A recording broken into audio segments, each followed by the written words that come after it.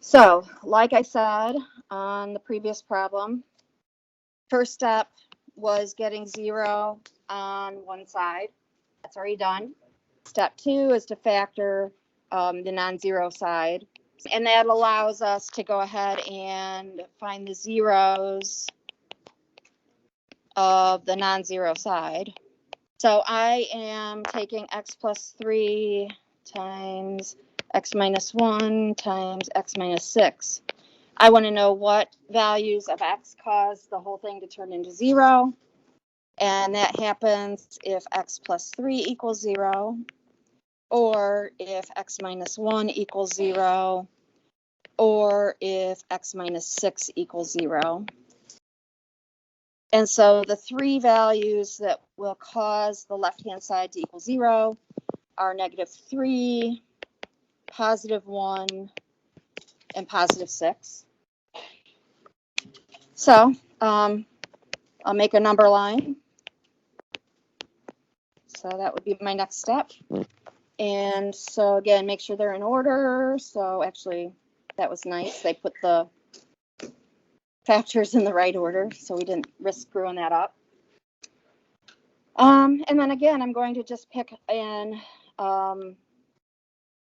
representative from each interval. So I'm going to pick -4 here. So -4 plus 3, I'll go ahead and write out the whole thing for the first one. -4 plus 3 times -4 minus 1 times -4 plus minus 6. So I have a negative times a negative times a negative, look right? And so that's going to be a negative. An odd number of negatives gives me a negative. So then I'll pick, say, 0. Like I said, I use 0 whenever I can. If I take 0 plus 3, I get a positive. If I take 0 minus 1, I get a negative. If I take 0 minus 6, I get a negative. So 2 negatives gives me a positive. Even number of negatives gives me a positive. So x equals 2.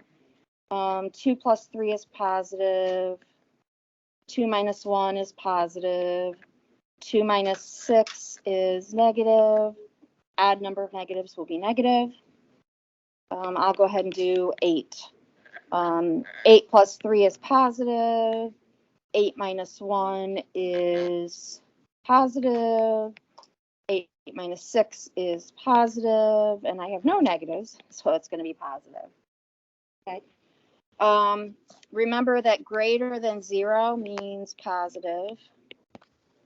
So I want the intervals where it's positive. So I want this interval, and I want this interval. I don't have to worry about equal signs. In this case, our zeros are x-intercepts, and so if there was an equal sign, everywhere would have a bracket. So for polynomial, I don't have to worry about brackets or parentheses. Less than, greater than means parenthesis. There's an equal sign, it would be a bracket. The only time I worry about that is if it's a rational. So I have an open point here because it was a greater than, open point here, open point here. So I'm going to go from -3 to 1, and I'm going to go from 6 to infinity. So my final answer would be parenthesis -3, comma 1, parenthesis, union, parenthesis 6 to infinity, end parenthesis. Make sense? Okay. Yeah, so once you get that process, it's the same thing over and over and over again. I'm going to go ahead and drag this out a little bit more, though, because I like to be able to do the problem from 2 different directions to confirm my answer and see if it makes sense.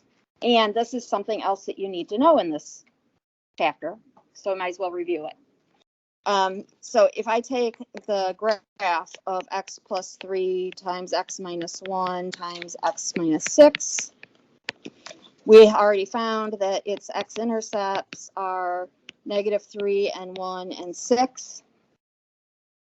I know that the leading term, if I take the leading term from each of those 3 things and multiply them together, I get x cubed. It's 1x times 1x times 1x. I know the degree is odd. I know that the leading coefficient is positive, I know then that I have the same end behavior as a line with a positive slope. I pick line versus parabola because it's odd, not even. I also know that the exponents for each of these is 1. Okay. And so since we call those exponents, we call them multiplicities. So each of those zeros has multiplicity 1. That means that the graph crosses every graph, just plain old crosses at each of those spots. And so I know when I put all that stuff together, let's see, x-intercept, let's say -3 is here, I'll say 1 is here, and 6 is here. So it's going to come up from the bottom, and it's going to cross, and it's going to come back down and cross, and then it's going to come back up and cross, and it's going to continue forever.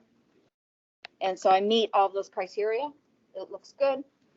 And so the problem was, when is this thing greater than 0? So that translates into when is the graph above the x-axis. Y values are positive when the graph is above the x-axis. And so that means that the part of the x-axis that I'm giving for an answer is those 2 intervals. There's one other thing that I like to do from the graph, is I like to point out why it's sufficient to pick any number in each interval. Okay, so if I know that there's only 3 places where this graph can cross, I know that it's continuous, so there's nothing funny going on. If I find out right here at that x value that the y value for that x value is negative, then I know that for this whole piece of the graph, any x that I pick over there will have a negative y value, because it can't cross the x-axis until -3. Okay, and so because of continuity, because we know for sure those are the x-intercepts, that's why it's sufficient to pick any representative on each interval.